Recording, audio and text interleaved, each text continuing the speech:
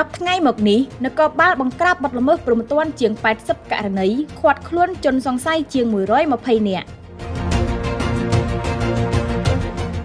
ក្នុងរយៈពេល 10 ថ្ងៃគិតចាប់ពីថ្ងៃទី 1 រហូតដល់ថ្ងៃទី 10 ខែសីហា ឆ្នាំ 2026 នេះកម្លាំងនគរបាលជាតិនៃក្រសួងមហាផ្ទៃ